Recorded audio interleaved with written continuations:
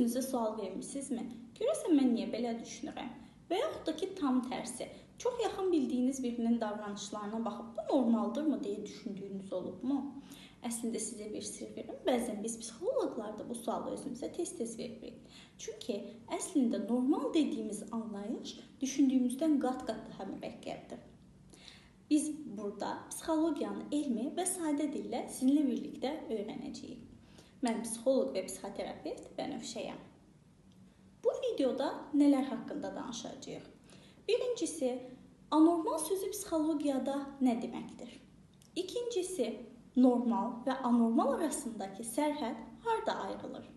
Üçüncüsü, biz bunu özümüzdə və yaxud da ki, başqalarında necə ayırt edə bilərik? Hazırsınızsa, başlayaq. Psixologiyada anormal sözü pis, dəli, qorxunc demək deyil. Psixologiya elmində bir davranışın anormal sayılması üçün 4 əsas elmi meyar var. Gəlin bunlara baxaq. Birinci meyarımız statistik nadirlik. Yəni, əhalinin statistik olaraq çox az bir hissəsində varsa bu davranış, statistik olaraq anormal sayılır. Yəni, bu baxımdan baxsaq, IQ-su 145 olan birinin də belə deyək, statistik olaraq əhali arasında az olduğuna görə anormal hesab edə bilərik. Lakin bu belədirmi? Biz ona anormal olaraq baxırıqmı? Təbii ki, xeyr. Deməli, bu meyar tək başına anormal olmaq üçün əsas sayılmır. İkinci meyarımız fərdi istirab. Yəni, insan özü bu davranışından əziyyət çəkirmi? Çünki psixologiya insanın öz keyfiyyətli həyatına nəzər yetirir. Yəni, bu davranış artıq onun həyatına mənfi təsir göstərməyə başlayırsa, bu çox vacib və əhəmiyyətli bir məqamdır. Üçüncüsü, funksionallıqda pozulma. Yəni, artıq bu sənin funksional həyatında, iş həyatında, ailə həyatında, sosial münasibətlərində pozulmaya gətirib çıxardır. Yəni, evdən çıxa bilmirsən, işə gedə bilmirsən, dostlarınla görüşə bilmirsən. Bu artıq müdaxilə tələb edən bir istiqamətdir. Dördüncüsü, sosial norma pozuntusudur. Lakin bu meyar ən çox sui-istifadəyə açıq olan meyardır. Tarixi kontekstdə nəzər yetirsək, bir çox hallarda əks cinslərin bir-birinə münasibəti də anormal sayılırdı. Hətta qadınların işləməsi belə anormal sayılırdı. Bu baxımından da biz bu meyarı digər meyarlarla birlikdə çox ehtiyatla nəzər yetiririk. İndi sizə bir sual. Hər gecə yatmazdan əvvəl qapını 2-3 dəfə yoxlayan varmı aranızda?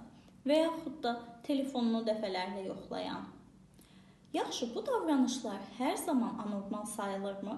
Əlbəttə ki, xeyr. Əgər bu davranışlar sizin həyatınıza mənfi təsir göstərmirsə və funksionallıqda pozulmaya gətirib çıxartmırsa, bunlar sadəcə bir vərdiş olaraq qiymətləndirə bilirik. Yox, bu davranışlar artıq sizin gün ərzində 2 saat və daha artıq zamanınızı alırsa, funksionallıqda pozulmaya gətirirsə, yəni artıq bu səbəbdən siz işə gecikirsinizsə və orada artıq problemlər yaşayırsınızsa və sizə artıq daxili fərdi iztirab verirsə, bu artıq anormal davranış hesab edilir. Ya da ən mühüm suallardan biri budur. Niyə bu kimi pozuntular bəzi insanlarda ortaya çıxır, bəzi insanlarda isə bu ortaya çıxmır? Cavab bir çox halda biopsixososial modeldə yatır. Nədir bu biopsixososial model? Birincisi, bioloji amillər. Bura aiddir bizim genetikamız, beyin kimyamız, neyrotransmitterlər. Misal üçün biz depressiya pozuntusunda bilirik ki, dopamin və serotonin sistemi əhəmiyyətli rol oynayır. İkincisi, psixoloji amillər, düşüncə tərzin, keçmiş travmaların, öyrənilmiş davranışların. Bir çox halda uşaqlıqda öyrənilmiş davranışlar həyatımızı bir çox hissəsində bizi idarə edə bilir. Üçüncüsü, sosial amillər. Ailə, mühit, mədəniyyət, iqtisadiyyat. Bir çox halda sənin ətrafın, sənin psixologiyanı şəkilləndirə bilir. Və unutmayaq ki, bunlardan yalnız biri vasitəsilə pozuntu ortaya çıxmır. Bir çox halda və əksəriyyətən bu 3 sahənin hər birində müəyyən pozulmalar meydana gəldikdə ortaya pozuntular çıxa bilir. Bir şeyi açıq deyim. Bir çox hallarda bu kimi videoları izləyərkən bir çox əlamətləri özümüzdə görə bilirik.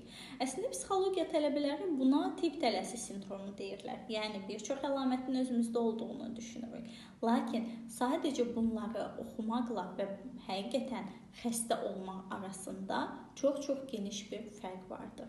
Özünüzdə bu kimi narahatlıqları müşahidə edirsinizsə, mütləq bir mütəxəssislə danışın. Çünki insan öz-özünə diaqnoz qoya bilməz. Diaqnoz qoymaq mütəxəssis işidir. Sonda isə bugün öyrəndiklərimizi xülasələşdirsək, anormal demək pis, mənfi, qorxunc demək deyil. Anormal davranış sayılması üçün 4 əsas meyar var idi. Statistik nadirlik, fərdi istirab, funksionallıqda pozulma və sosial norma pozuntusu. Və son olaraq da heç bir davranışı bir səbəbdən anlamaq olmur. Bir çox halda burada biopsixososial model bizim köməyimizə çata bilir.